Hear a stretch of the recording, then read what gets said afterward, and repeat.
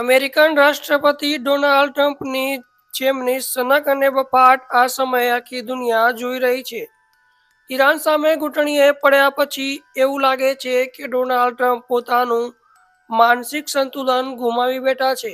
ક્યારેક વેનેઝુએલા, ક્યારેક ગ્રીનલેન્ડ અને હવે ટ્રમ્પે ભારત અને ચીનને લઈને એવો વિવાદ ઊભો કર્યો છે જેના પર આખી દુનિયાનો ગુસ્સો ફાટી નીકળ્યો છે.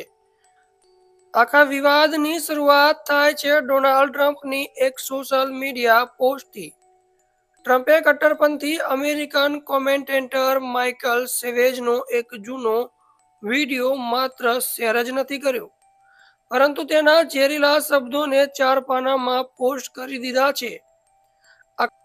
આ વિડીયોમાં ભારતને ચીન જેવા દેશોને નર્ક એટલે કે હેલ હોલ કહેવામાં આવ્યા છે. વાત અહીં જ નથી અટકતી. ભારતીય પ્રવાસીઓને લેપટોપ ગેંગસ્ટર કહીને અપમાનિત કરવામાં આવ્યા છે અને એવો આરોપ લગાવવામાં આવ્યો કે આ લોકો જન્મના આધારે નાગરિકતાનો ખોટો ફાયદો ઉઠાવીને આખા પરિવારને અમેરિકા લઈ આવે છે. ટ્રમ્પે તો એવો ખોટો દાવો પણ ઠોકી દીધો કે અમેરિકા સિવાય કોઈ દેશ જન્મના આધારે નાગરિકતા નથી આપતો, જ્યારે હકીકત એ છે કે કેનેડા અને મેક્સિકો સહિતના ડઝનબંધ દેશો આજે પણ સુવિધા આપે છે.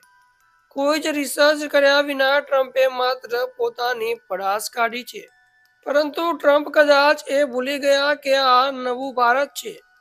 આ ભારત માત્ર સાંભળતું નથી પણ વળતો જવાબ આપવાનું પણ બહુ સારી રીતે જાણે છે.